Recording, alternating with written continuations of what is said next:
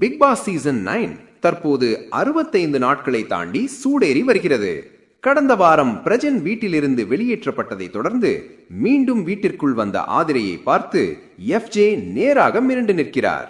அந்த வகையில் நீ என்னை மிஸ்யூஸ் செய்து விட்டாய், உன்னை சும்மா விட மாட்டேன் என்று முடிவு செய்து ஆதிரை தொடர்ந்து எஃப்ஜேயை அட்டாக் செய்து வருகிறார். மேலும் மத்தியஸ்தம் போட்டி நடந்து கொண்டிருக்கும் நேரத்தில் எல்லோரையும் அதிர்ச்சி அடைய செய்யும் தகவலை பகிர்ந்தார் எஃப்ஜே. ஆதிரை தானே என்னிடம் முத்தம் கேட்டாங்க, நெருங்கி பழகும் ஒரு பெண் முத்தம் கேட்டால் அது லவ் தானே நான் நினைப்பேன் என்று நேரடியாக கூறினார். இதற்கு உடனே பதிலளித்த ஆதிரை, நான் விக்ரமிடமும் கேஷுவலாக ஹக் கேட்டதுண்டு, அதுபோலதான் இந்த முத்தமும்.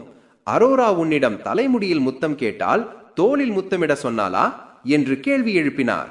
இதைத் தொடர்ந்து நான் புரிந்து கொண்டது தவறுதான் என்று ஒப்புக்கொண்டு மன்னிப்பு கேட்டார் எஃப்ஜே. இதை பார்த்த ரசிகர்கள், விண்ணை தாண்டி வருவாயா படத்திலேயே சிம்பு சொல்வது போல ஒரு பொண்ணு முத்தம் கேட்டா அது லவ் தானே என்று எஃப்ஜே நேராக நம்பிவிட்டாரே என்று சமூக வலைதளங்களில் கமெண்ட் செய்து வருகிறார்கள். தற்போது ஆதிரை எஃப்ஜே இருவரும் இதை பற்றி தனியாக பேசிக்கொள்ளும் வீடியோ இணையத்தில் வேகமாக பரவி வருகிறது.